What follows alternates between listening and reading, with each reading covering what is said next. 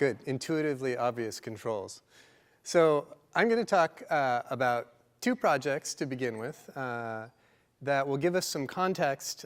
So as I get into how digital modeling and digital fabrication are changing the way we work. So this first project is actually sort of appropriate because it is a winery. And you guys can exact retribution on our designs now because it's your turn to crit our winery. But this is Mission Hill Family Estate, and it's built up on a hill that is in a prominent part of the lake, and that's Lake Okanagan in the background there. And when we started with this project in 1996, the owner had recently purchased a warehouse that was on the top of this very prominent hill called Mission Hill. And it was actually sort of an eyesore. It was used as a brewery, and it was something that how we were going to transform this into a winery for a client that really had sort of a, he has strong ties to Europe and was trying to sort of bring some of that European grandeur to this old warehouse structure, which seemed like a bit of a challenge to us. And this view is from across the lake, looking back at what we ended up with, which was sort of all born from this initial sketch that you see below that was really trying to place this icon. We call this the from eyesore to icon slide. And the idea was that we organize all the programmatic elements of this winery around the central tower. And we also try to tell a story about how part of the making of the wine relates to the building of this structure. And the building in the design, as we get into this, you'll see it has barrel storage below, which is sort of the dark storage area for the wine to age, and a bell tower that all the programmatic elements of the visitor center. There's a plaza. Let me try my laser skills. Okay, so that's the tower there. The plaza is actually over here that, unfortunately, we don't have a good plan shot for you to see this, but the story of the winery is really about being consistent with the making of wine starting in these cellars, and how, as you relate to the light, the wine and the grape starts in a sort of a raw form and eventually ends up very refined. So the project uses both cast-in-place concrete and precast concrete. And the cast-in-place concrete happens below grade, and as you come up out of the grade, it becomes more refined with a lot of precast details to sort of follow that path of the wine as it transitions from something sort of raw and organic to something very refined.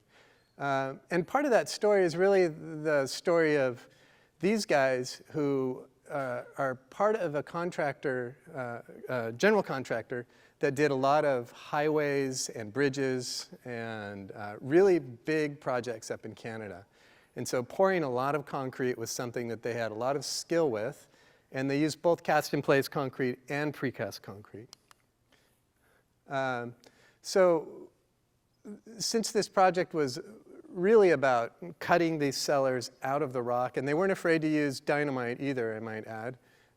So if I go to this next slide, it was a cut and fill project, and so this area was both blasted out of the concrete and kind of hammered out to make the hole. And then we come back with cast-in-place concrete to create these arches.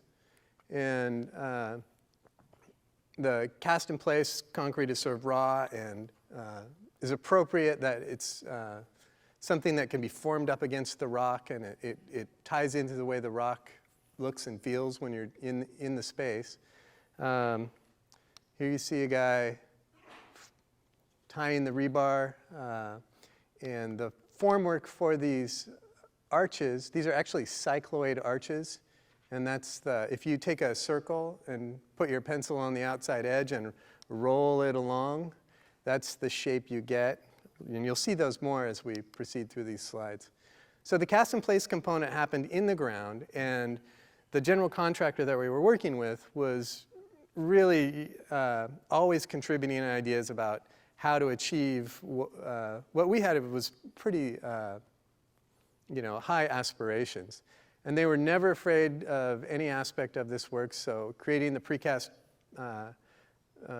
pieces and assembling them on site was something that they really just sunk their teeth into. And I think that since they typically had worked on roads, when they got to this project, they didn't quite get it to begin with, but as they got into it, you could tell that they really started to embrace the process and started to feel a great deal of pride for the building. And that's where, they were the ones who would come back to us and say, we've got this idea where we can actually take the formwork and we'll cope it to that raw rock that you saw in a few slides back.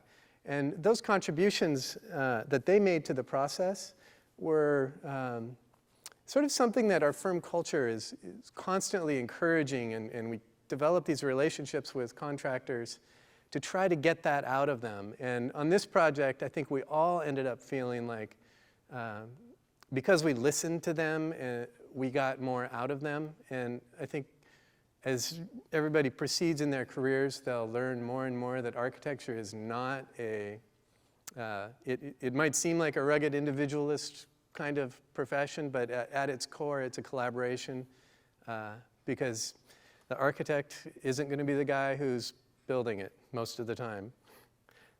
Nobody has that much time. So you can see these pieces coming together, and again, there's always this dialogue between cast-in-place concrete coming up out of the soil, and then the parts and pieces of this precast system always kind of articulating and taking advantage of the qualities of the material we're using. In this case, it's just the dialogue between precast and cast in place. But precast concrete likes to do certain things. It likes to be on the ground where you don't have to build a lot of structure to form it before you pour it. And so there's some height elements that make you want to then transition into precast. And then with the precast concrete, because it wants to be repetitive, the idea that you create a kit of parts that you can use to use multiple pieces, so you don't have to build the forms as many times. And the tower here is kind of a collection of the parts and pieces, and is the most easy to understand the idea that you use this piece and you can assemble the tower that way. And it was really a study in where do you create an opening and how can we use one form, one shape over and over, and how we modify it slightly to create our architectural moves. So these are the finished products, or photos of the finished building, starting from back down in the cellars, and then I'll kind of talk you up as we go. Here you can see, some of those great form jobs that the contractor did, and the raw rock that was blasted. You can see the drill lines here. They dropped charges down inside of that, and it's like with a big zipper all the way around the opening. You could see that the blasting happened. And they went in and scooped out all the rubble and then built the arches and capped it all off. So this would be the part where the wine is aging and it's quiet and dark and time kind of moves slowly in this area. And here you see that sort of the light coming down into the barrel cellars. This is from the tower. So this is the base of the tower, which kind of fits in between this groin vaulting here. It slips down, and that's the visitor path to come down into the cellar. You can see this would be where you would start to go up, and you spiral outside of the tower until you get to the plaza level. Just a couple of photos of that stair path up. And this is an oculus. So when you're in the cellar, there's a little dialogue between what's happening above in the plaza. And you can actually look through that at the plaza level and look down into the cellars. So it's a little teaser moment. This is the stair that goes up inside of the bell tower. And I can't remember how many steps there are here, but the way we achieve this, again, it goes back to how do you use precast concrete to create something special. And in this case, we had them, they essentially built one form shape. And because we wanted the stairs to come away from the walls as it went up to the tower. So each step is about like 1/8 of an inch narrower than the next one. And overall, that transition from this stair almost touching the wall at the bottom of this spiral stair to when you get to the top, there's almost a foot between you and the wall. And so you actually see the light coming down around the sides of it. It's quite beautiful. So this is, if you were coming up from the barrels, you would come up, you'd spiral up outside of the tower and under the plaza. And this is sort of that tower reaching up to the sky that creates that iconic image. Oh, and these right here those are how we took that precast panel with one slight modification. You get this window shape that appears and also spirals up. So we're constantly trying to reinforce that idea that you're coming from the ground and up to the light. And again, this shows the plaza level here. And you can go down into the cellars. That's another route down. Visitor center, the tower, the bells at the top. And because this bell tower is open, there's also a drain at the very bottom of this for when rain sneaks in. So that's the first project. And that one, it's really trying to be inclusive and take advantage of all the knowledge that the people that we're working with can offer us. And this project sort of relates to that in a similar way. And it's kind of the story of a collaboration with a client and also a really talented metal fabricator. This particular client had a long friendship with her neighbor. And her neighbor passed away. She was a dear friend. And the client purchased this lot and wanted to build a house on it. But she wanted to sort of pay homage to her friends and keep a piece of the old house. So this sketch here is showing sort of the two axes of the original house and the new house and how they relate. And here, you'll see in this axonometric drawing how the original wall was kept and it's sort of concrete and brick. And then because this client is a photographer, she wanted this to be, she wanted to be able to, cook some pasta and also use that same space as her studio. So it's a combination space. And it's essentially a big box with an opening in it, not unlike you can make the analogy to a camera. It's a box with an aperture. And so down here you see the box. There's the opening in it. This is sort of window system and some steel. And up there at the top is a steel armature that she uses as part of her photography studio. So this is the view from the front, and you can really kind of make out the tectonics of this with the concrete box, the aperture, steel armature, and it really is an amazing project. And just as an aside, I think that collaboration with the client was probably the moment where I think Tom finally was kind of pushed to, Tom Kundig, was pushed to discover what his real aesthetic was. And from this project, I've always seen this as being the seed that all those other projects kind of came from. This really is an important project in the firm's history. So this is actually 2 slides, and that's the seam between them right there. It's also like overwhelmingly interesting if you don't know there are 2 slides, because you just try to figure out what's going on. But this back wall here is one of the backdrops that the client wanted to use for her photography studio, and you can see the armature up above. And it really is a place that serves lots of functions and is very raw, and a real success story, really. So, oh, by the way, here's another photo that shows that existing wall and the 2 axes. And it just creates an interesting story. So when you open the front door, you see this shifted geometry, and you kind of understand what the story is. So the next part of this is really about something as simple as this fireplace right over there, as a little case study on what does it mean to collaborate with an artisan or a craftsperson. And this is a back and forth conversation with drawings. That's interesting. This is a fireplace down here. So I'll just skip that one.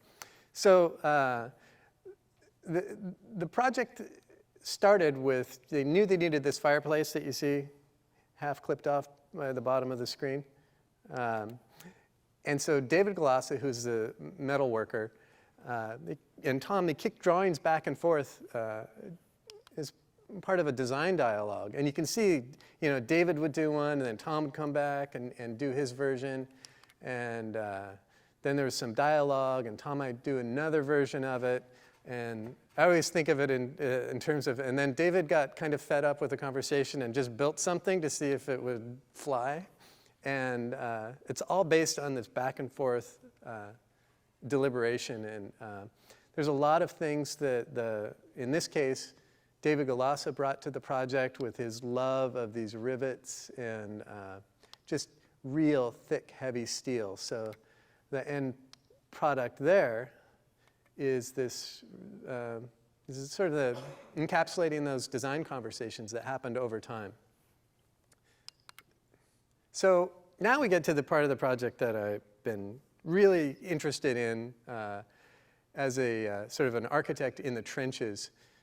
When I started in 1994, the office was essentially using pencils just for a very brief time while I was there. And then we made that leap to AutoCAD.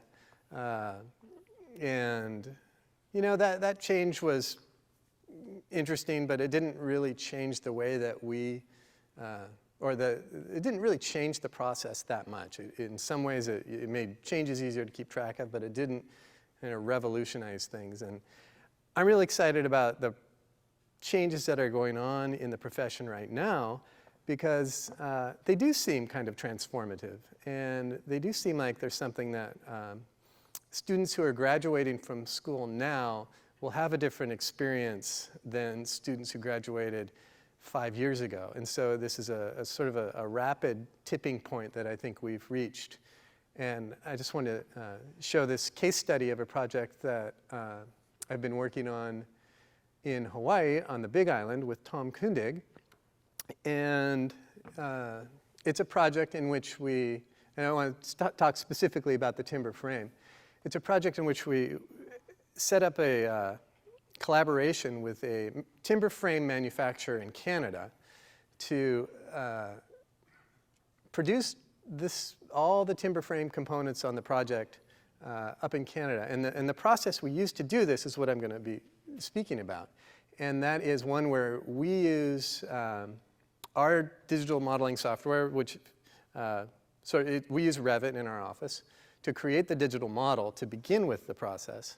And then there's this model swapping back and forth. And eventually, the digital model that we've collaborated on to create is then used to program the cutting machines to actually cut each piece of this project. And all of the joints that are used are cut by a machine. Each part is sort of documented, and it's a lot like buying something from IKEA. The end result is you get something that arrives on your site with an instruction manual on how to put it together. And the interesting thing we discovered through this process was that so often we've been constrained when it came to timber framing by labor costs. And even though there's this long tradition of wood craftsmanship that takes into account how joints move through time and different humidity, and we haven't really been able to design using that tradition, because you can't afford to have a carpenter on site, carving mortise and tenon details all day long. It becomes prohibitive. But by using this process, the CNC cutting machines, they don't care if they're pointing up or down or how complex that joint is. It's all just time on the machine, and the machine works very quickly. So I thought it'd be interesting if I went through and just described what this process is like. But first, just a little bit of context on the project. I'll run through the nuts and bolts of what this thing is.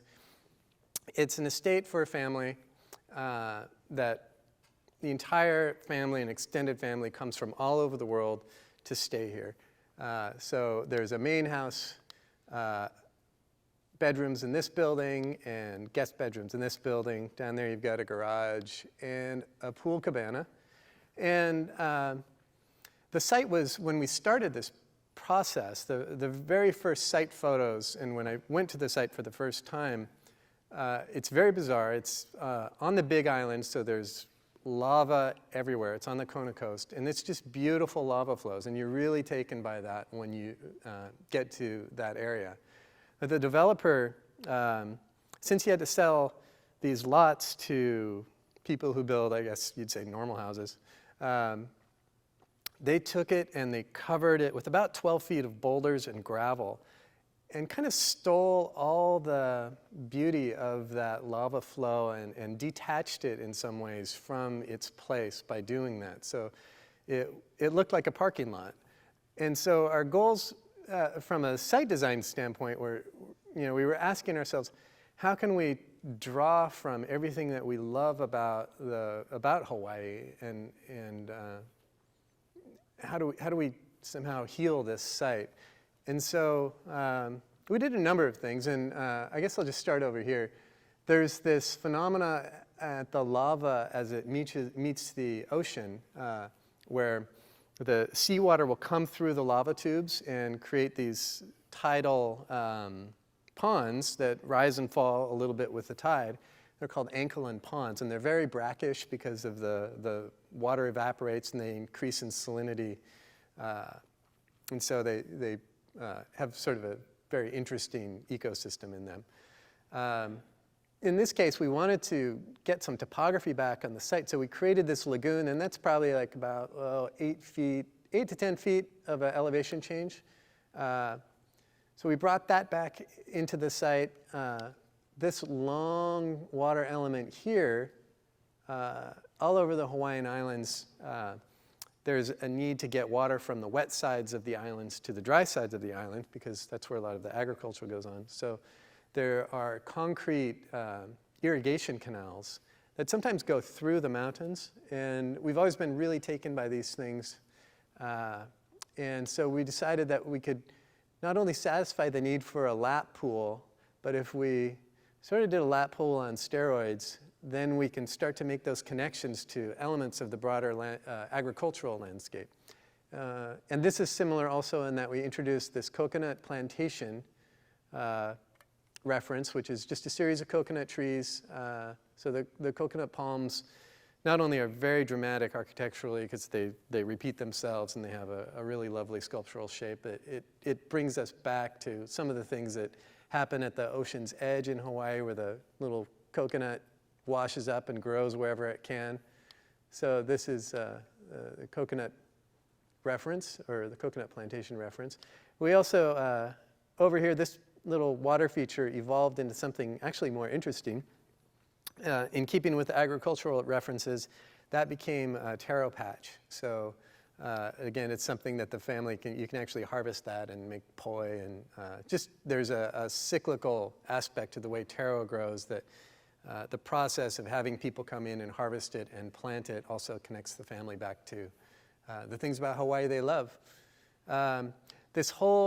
Everything about this project, as you can see in the previous slide, we took the program and put it up a floor for the most part and tried to open up the ground to be gardens and outdoor rooms. So a couple slides here that kind of illustrate how that ground floor is open, and we take the living spaces and raise them up to get views out, because this is set back from the water a little bit, and also to capture the breezes. And as part of that natural ventilation process is we have these operable roof flaps, and each of these is about 16 feet wide, so it's quite a long piece of your roof that you can open. And there's also operable shutters that go up and down. So the building becomes this, it's almost, we make the analogy that it's a sailboat. You can trim the sails to whatever the trade winds are doing. So if there is no wind, you can open it all up. And on days when the trade winds are really howling, you can kind of clamp it down. Take all these shutters, would go completely across. Actually, I got a slide here that will show more of the shutter setup. But here you see these roof flaps on the upper roof, big broad overhangs to provide sun protection. That's a bridge to the other bedroom building. And here shows some of those. This is actually, speaking of the digital model, this rendering is the Revit model with lights put in it as a quick lighting study, as are these trees and everything. And so when you put it all in silhouette, all the sort of creepiness of a digital model can go away, and you can just look at the light, and there's a roof flap up there. All right, so now I'm going to get into the process of how we go about making this all happen. And as a compare and contrast aspect to this, this is a project I worked on, I guess this was under construction, I guess 2 years ago. And this project was designed in 2007, and so it took a while for it to get to the construction point. But the interesting thing is, when we compare how this kind of timber framing is done using this traditional model where the architect designs it, you get your sizes from your engineer, and then you do your drawings and you give that to your general contractor. He orders the wood, stacks it up on site, hires a couple guys to work in the cold. You can see sort of his breath there. Sometimes rain. You don't really have a lot of control over that process. And so, and here's an example of those kinds of connections where you just have to use the simplest connection you can. And that's a sort of a knife plate with some pins through it. And these guys, they've clamped these to some sawhorses that are kind of rickety, and the level of quality that you can achieve in a setting like that is limited. And these are, we're blessed in Seattle with some of the best contractors in the country as far as I've seen. I mean, they really know their stuff. But the limitations of this process are what they're up against. So I'm going to describe a little bit about how this process works, or has worked on this project, the Hawaii project. So this is our Revit model, just kind of a raw view from above. And I'm just going to click through a number of slides here that show a transition of how this process works. So everything is kind of toned back in this picture, except for what's dark is the timber components. And then we stripped it back a little bit more just to illustrate this is what the timber fabricator was going to build for us. And the timber fabricators, the company is called Spearhead Timberworks, and it's similar in some ways to the relationships we've created with Turner Exhibits on the gizmos. These are people that really love design. They're invested in this process, and the collaborative relationship begins early on in the process, long before we're completed our construction documents. So where we give this digital model to the timber fabricator. They take it and they convert it into their software that programs the cutting machines, and that software is called CADWorks. They add detail to their digital model and then send it back to us, and we convert it into the Revit format, and we overlay the two, and I'll zoom in a little bit. And when we overlay the two, we can find out what they've done. And we have online collaborations where we share the screen with the guys in Canada, and we can make sketches on it, and we can talk about various aspects and details and hear what their suggestions are for detailing some of these things, because they really know timber. They're really good at knowing how it wants to move and what is the right time to do a certain kind of detail. And they also really know their Hundiger cutting machine, and they know what some of these details need to relate to for cost savings. They understand that, okay, if we do it this way, we won't have to change the bit, and that will save time. So there's lots of input that we get from them. So this is zooming in, showing how all of this, when you get kind of the Tony the Tiger stripe thing going, then it's overlaid properly, and we're all working from the same plan. And we can also see pretty easily when things aren't working out. And this kind of loops back to another collaboration with Turner Exhibits, but because we can't really get through this conversation without talking about these roof flaps just because they're cool. But these purlins had to be moved a little bit to accommodate the roof flap. And this is the roof flap, and this is sort of how we go about working with Turner, where we'll mock things up in their shop and test them, see if we like the way they're working, and then we can implement them. And so through this process, we found out that we needed those purlins to move. And these guys are really interesting. They're pretty cheap, about $800 to buy these screw actuators that essentially it looks like it's hydraulic, but in actuality it's just this little motor down at the bottom that I'm looking at right there. And how does that work? And it just unscrews this thing and lifts up the roof flap. So when we have really specific needs to identify positions of things using the digital modeling process and collaborating with the timber framer, we can know that we've got it right. And this is a little bit, this is just us talking about the waterproofing details that would go into moving these things around creates some obvious difficulties by keeping the water out. That's Jeremy, by the way. He's one of the guys at Turner Exhibits.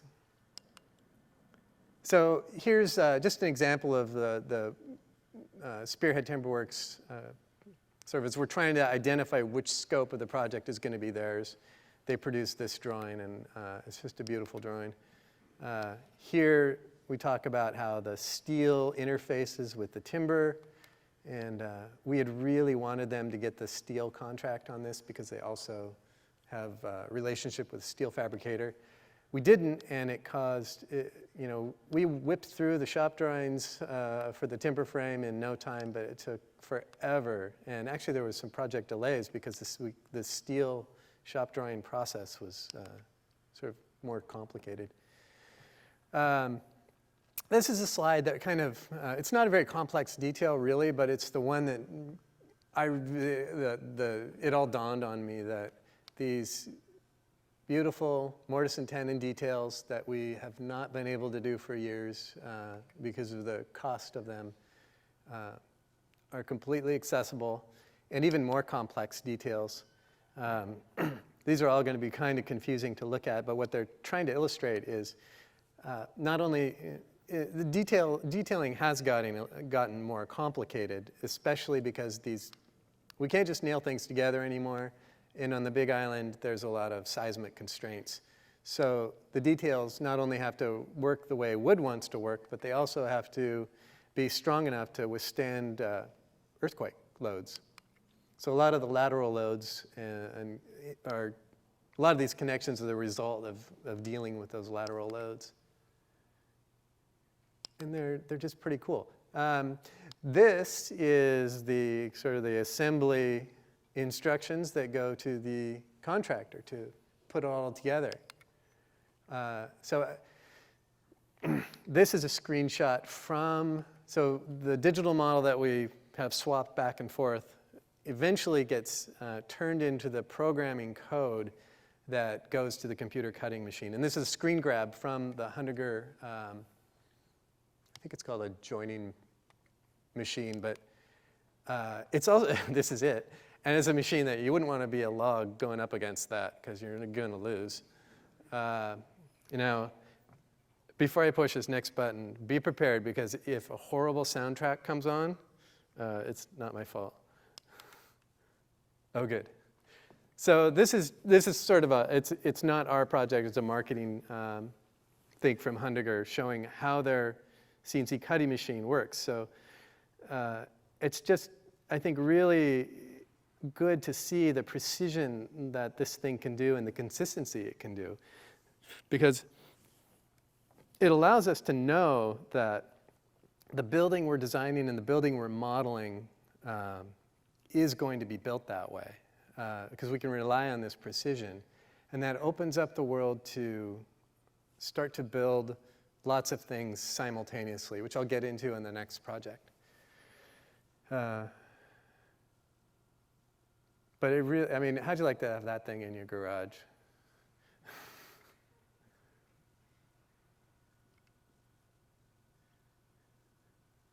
It's German, Achtung. Okay, so that was the machine that made this stuff. And these columns, these are big columns. They're clad by the contractor to protect them during the construction process. But you can see every rafter has a little registration point that comes into these beams. And they received the shipment. They had the steel there so they could assemble this. And actually, the whole construction process was waiting for the steel to show up because the timber frame had been done long before. And each of these pieces gets dropped into place and positioned. The rafters get added, and every one of these things has a little name, number, and an address, so the contractor knows exactly where each piece goes. The rafters with the purlins on it. And the speed at which these buildings went up was really amazing. The first building took them the longest. There was this, I'll go back here. This guy took about, to get the timber frame built, it was like 7 days to put it together. This was the third one. It took 4 days. And this big Hummer here, I think, was the one that went up the smoothest, because that was a 5-day project to build all of the timber components, erect all of that, and drop it in, just because the kit of parts was so dialed in. Everything fit, and the contractor came back and he's like, you know, I was really disappointed because it was a 16th off over the whole length of that building. So that's, it was really a great success. So you can see this thing kind of marching through the landscape. All right, so back to winemaking. The next project I'm going to talk about is an example of how we took the lessons we learned on the Kona project and we expanded the scope of the timber frame company to include some of the steel portions. And I think it's interesting that in this project, just as an aside, the attitude that the owner took towards wine was completely opposite to on the Mission Hill Family Estate project. So this is about being loud, and he used to manage the Ravenettes, a band. And so he has a very punk rock aesthetic, and he's sort of the bad boy of wine. So this project is in Walla Walla, Washington. It's sort of the center of the wine country up there. And it's in an old warehouse. And this isn't a winery. This is a retail space and office space for his business. That's Charles there. So we had this space. It was old. We wanted to really compress the construction schedule. So we thought that if we could use Spearhead Timberworks to build a lot of the project off-site, we wouldn't have to sort of start the clock with the general contractor on-site. So we kind of got a lot of stuff built and going ahead of time. And this is just some more views of the space. So essentially, we built a office building, or not an office building. Their offices would be on this side, inside of a box, essentially. And we called it the Armadillo, and you'll see why in a couple of slides.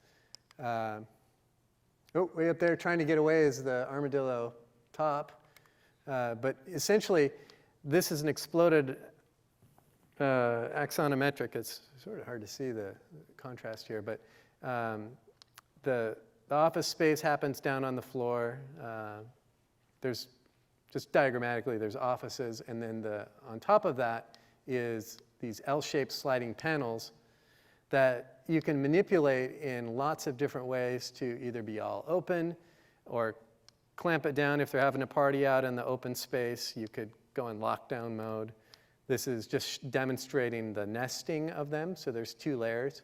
And this is kind of our artfully arranged peekaboo into the office space version. So because it's one big open space, this also allows a little more control over the climate, over the heating and cooling. Just zooming in on the L-shaped panels and some of the sliding work that we did with Spearhead and their steel portion.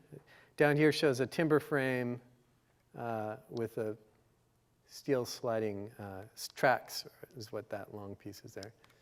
So I think that the key on this project is to realize that what we've done is taken the process and expanded it to more detail, but also we understand now that we can rely that things are going to come together because of the modeling process.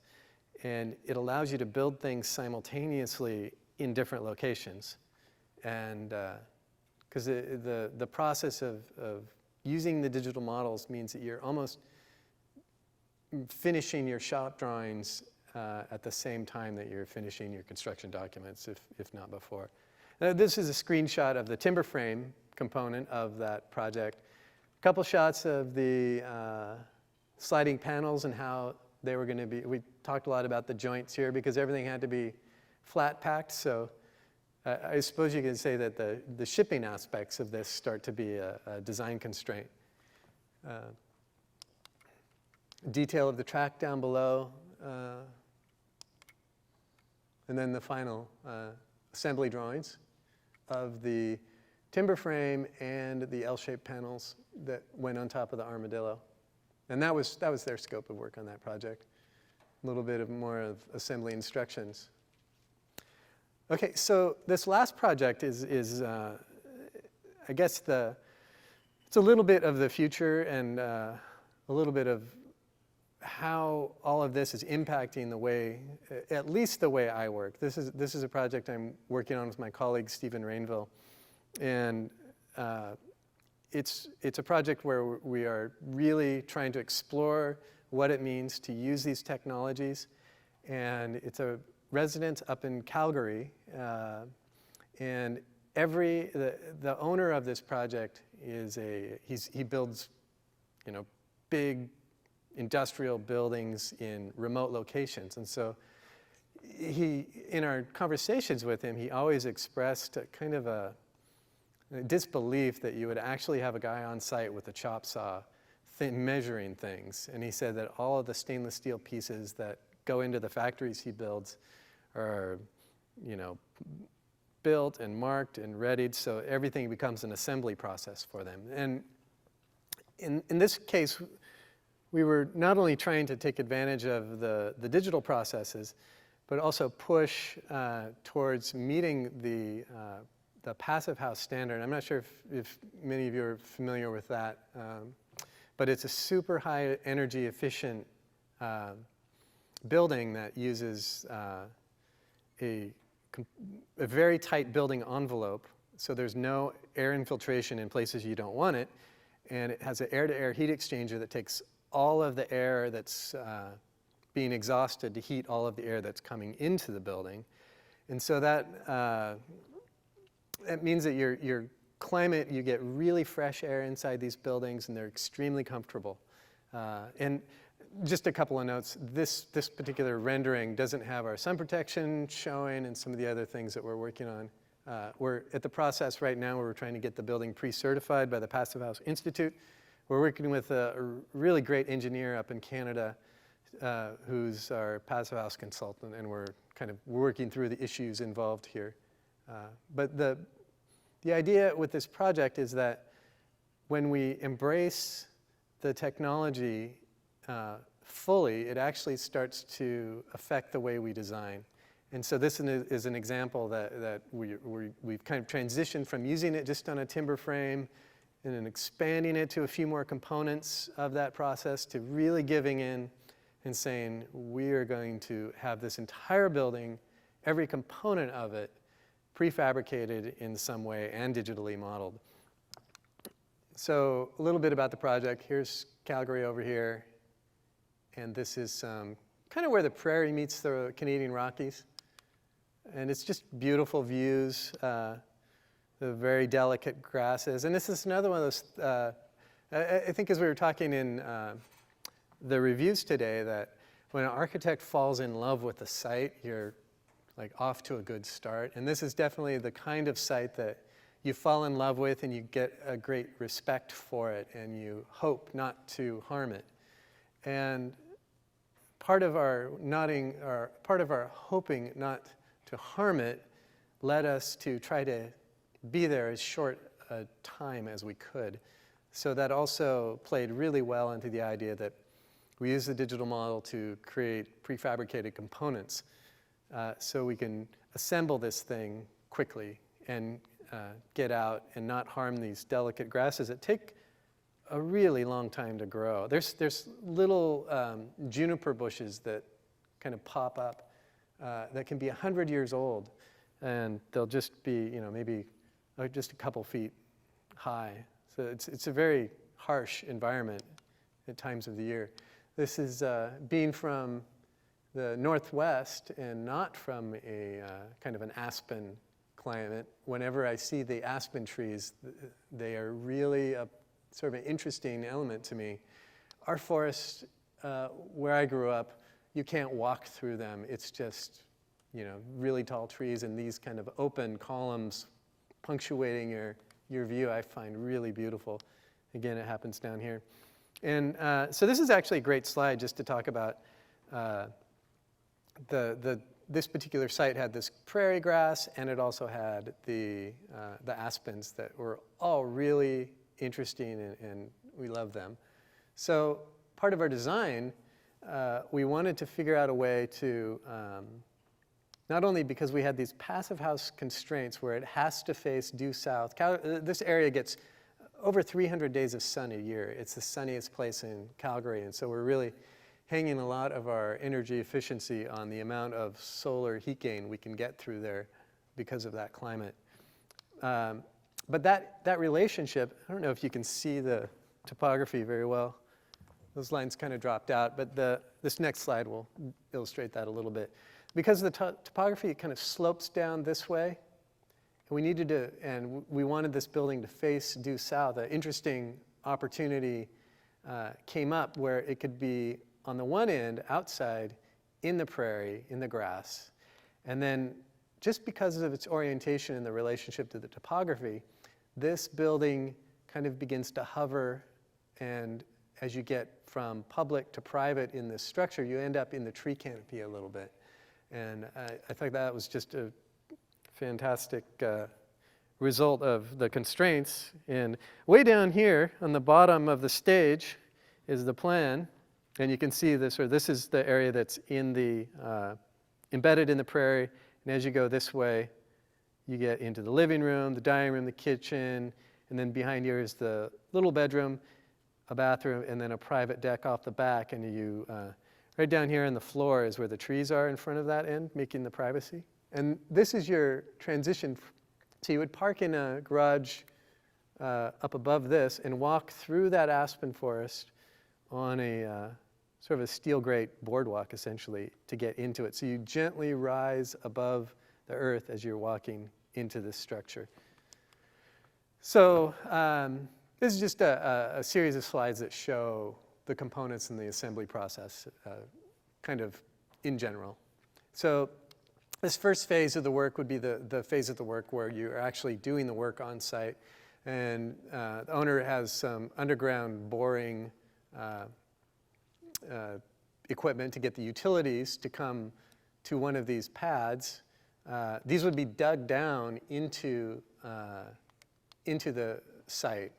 And that's the only interaction we have where you're actually digging and working the site over that way. So on top of that comes precast concrete walls, creating these piers with precast concrete beams sitting on top of those. And then the floor planks come along, these columns. And then we're working with Lafarge, a ductile concrete manufacturer that produces these super high strength, thin shell concrete structures that are watertight and impervious. So that's the outer shell. And again, you can see how because of the process of wanting to prefabricate things and assemble them on site, you end up with sort of a layered approach to the design. This slide is showing the addition of the envelope, and that is the insulation layer, which is continuous and unbroken underneath the interior floor, up the back wall, and out to the edge of the roof. And then the glazing comes around to complete that. And that's the walkway that leads you into it, where you bring your furniture in, and then it's just time to move in. So I guess the takeaway for all of this is that these technologies are really exciting. They're transforming the way that we can think about architecture. And it actually is, I think, empowering architects to do more. You can have more control over the design, like we were showing in those details. And so it's really an exciting time to be in the profession. And I think everybody here is set up really well to become an architect. Do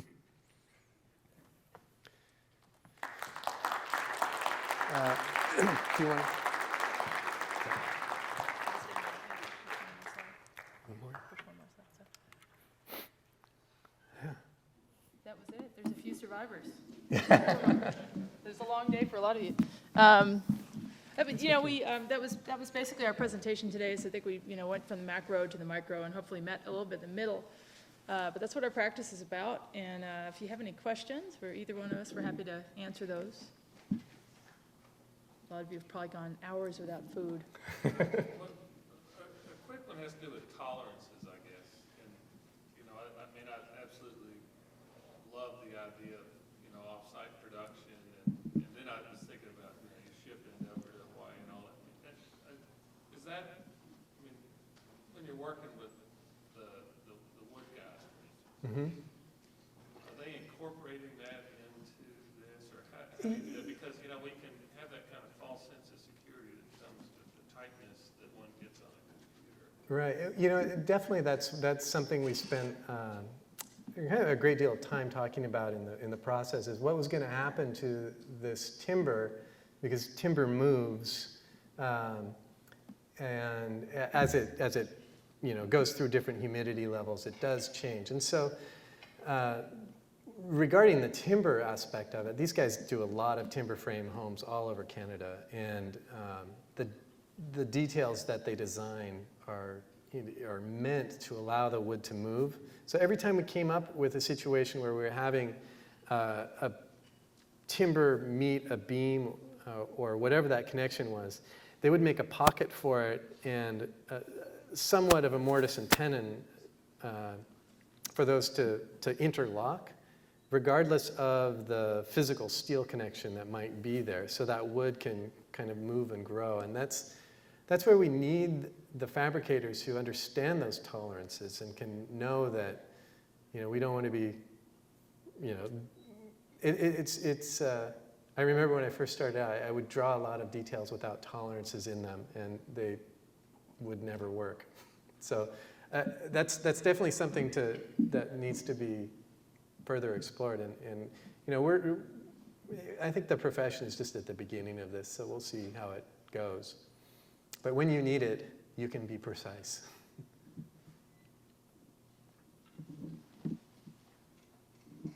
Yeah?